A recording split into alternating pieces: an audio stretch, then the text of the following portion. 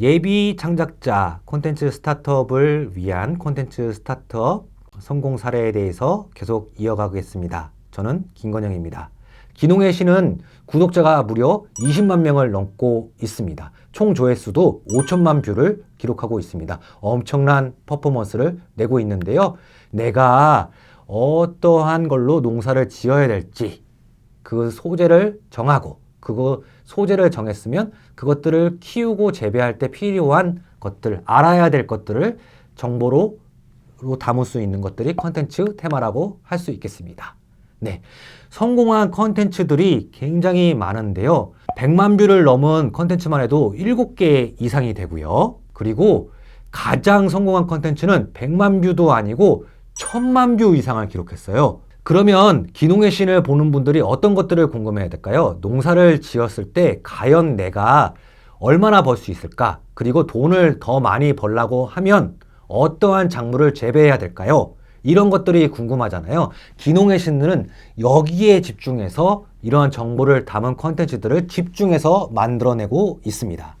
자, 그리고 지역에 있는 농민들이 농작물들을 재배해도 마땅히 판로가 없었어요. 이것들을 판매하기 위해서 이런 가판대들을 만들어야 되는데요. 사람이 잘 오지도 않고 또 길거리 도로 옆에 설치해야 돼서 소음이 있고 너무 힘들고 혹시라도 사고가 날 수 있는 위험에도 불구하고 그 옥수수 팔겠다고 작물 하나 팔겠다고 이렇게 하시는데 너무 힘들잖아요. 힘들기만 해요. 효과도 마땅하지 않아요. 많이 팔리지도 않아요. 그래서 이러한 문제를 기농의 신의 안영주 대표는 컨텐츠 커머스라는 방식으로 해결해 내겠다고 생각을 했던 것입니다. 자, 그래서요, 기농의 신의 컨텐츠 커머스는 어떻게 하냐면요. 첫 번째로 유튜브 채널 속에서 관련된 컨텐츠를 보여줍니다. 그래서 더보기라는 곳이 있잖아요. 더보기 속에서 자, 어디로 유입시키시느냐? 두 군데인데요. 기타링크와 네이버 스마트 스토어입니다. 기타링크를 통해서는 더 추가적인 정보, 그리고 어떤 스폰서십에 대한 모집에 대한 거, 광고에 대한 모집에 대한 것들도 올리고요. 조금 더 구체적인 것은 네이버 스마트 스토어로 연결시켜서 우리 유튜브를 통해서 배웠던 그 농작물 어떻게 키워야 되지? 그리고 그 키워야 되면 묘종도 필요하고 도구도 필요하잖아요. 농기구도 필요하고 그리고 소품도 필요하고 그런 것들을 네이버 스마트 스토어에서 원스톱으로 살 수 있게끔 만들어낸 거예요. 기농의 신에서 문제를 해결해주고 있다는 것입니다. 누구의 문제일까요? 첫 번째, 기농을 하고 싶어하는 사람들의 문제, 실질적인 정보를 콘텐츠로 주고 있다는 점. 두 번째로는 지금 이미 농사를 지고 있는 분들, 그분들의 농작물들의 판로를 콘텐츠 커머스로 통해서 제공하고 있다는 점. 그래서 이 모든 것들이 혁신적입니다. 도시와 농촌을 잇고 콘텐츠에서 그치지 않고 커머스를 붙였다는 점에서 굉장히 혁신적으로 스타트업을 하고 있다는 점. 그리고 이러한 것들이 차근차근의 성과를 쌓아가고 있다. 구독자가 24만 명이나 쌓았고 최고로 뷰수를 올린 것들은 1200만 뷰 이상을 기록한 컨텐츠가 있고 100만 뷰 이상을 기록한 컨텐츠만 해도 7개 이상이다라는 점. 굉장히 훌륭한 스타트업 사례입니다. 두 번째 사례는 바로 북쿠크입니다. 북쿠크는 POD, 주문형 인쇄 출판이라는 시스템인데요. 자, 여러분들 혹시 이런 생각 해보셨습니까? 나만의 책을 내보고 싶다. 그런데 그 방법을 못 찾았다. 그리고 방법을 알아도 그 책을 내는데 충분한 돈이 없다. 이 모든 것을 해결해주고 있는 것이 바로 북쿠크입니다. 돈이 없어도 출판할 수 있고요. 단 한 권의 책도 인쇄할 수 있는 곳이 바로 북쿠크입니다. 북쿠크가 성공 사례로 선정한 이유는 역시 문제 해결을 혁신적으로 잘 해내고 있다는 것이고요. 북쿠크에서 체크하실 것들은 역시나 문제 해결입니다. 누구나 작가가 될 수 있다. 되고 싶은 사람들의 문제를 해결해 주고 있다는 것이고요. 2014년도에 창업을 했는데 지금까지도 아직도 업을 유지하고 있다는 점. 그리고 매출을 20억 원 이상을 발생시키면서 살아남고 있다는 점.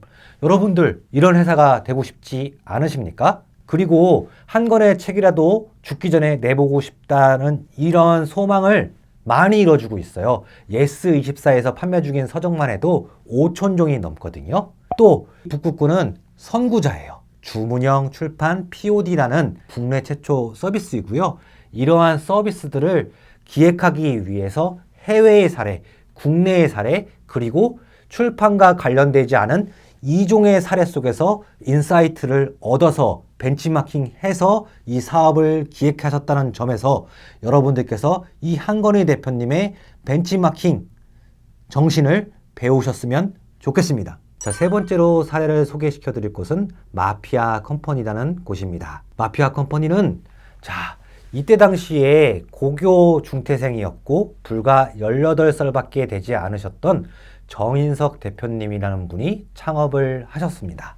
바로 온라인 악보 거래 플랫폼이라는 것으로 창업을 하셨는데요. 이러한 창업 아이디어를 생각해서 창업자의 길로 본인의 진로를 바꿔내셨습니다.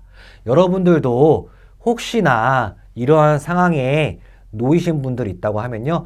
정인석 대표님처럼 꿋꿋하게 이겨내셔서 비즈니스맨으로서 창작자로서 거듭나셨으면 좋겠다는 바람, 응원의 메시지 잠시 전달해 드리겠습니다. 마피아 컴퍼니가 가장 좋은 점들, 또 여러분들께서도 하시고 싶은 것들 어떤 것들일까요?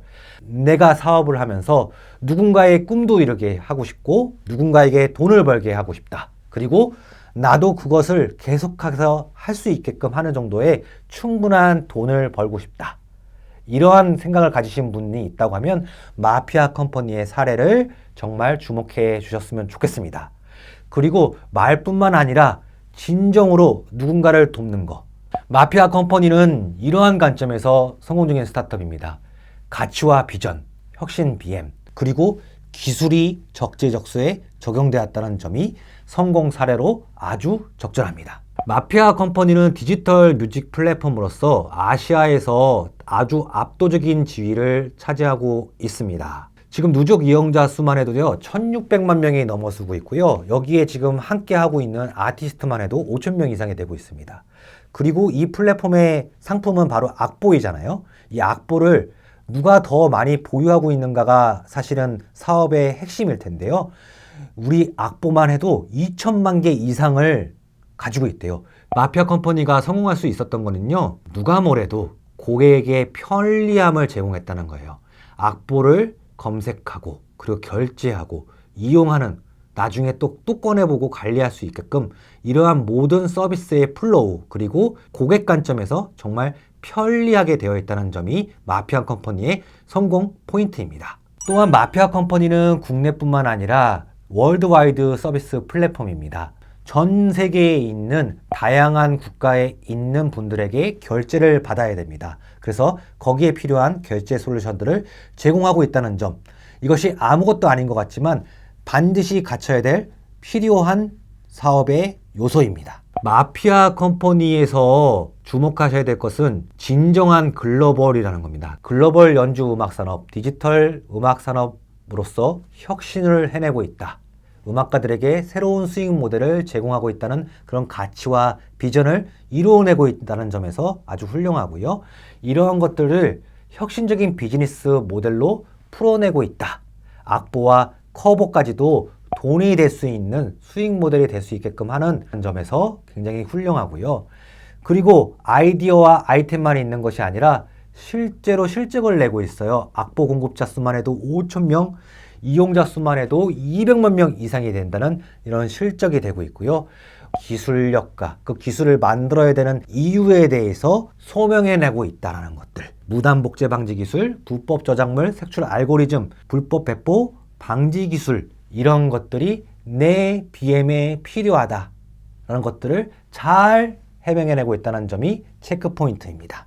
다음 사례는 보이저 3호의 엔라운드입니다. 혹시 여러분들 중에 한국을 잘 알고 있는 분들이 있나요? K-팝 댄스를 잘 추는 분들이 있나요? 한국어를 정말로 남다르게 잘하는 분들이 있나요? 그걸로 콘텐츠를 만들어서 돈을 벌고 싶으신 분 있을까요? 보이저 3호의 엔라운드에서는 그것이 가능합니다. 혹시 이런 생각을 해보신 분이 있으신가요? 우리 줌으로 굉장히 많이 쓰잖아요. 근데 화상 미팅만 하잖아요.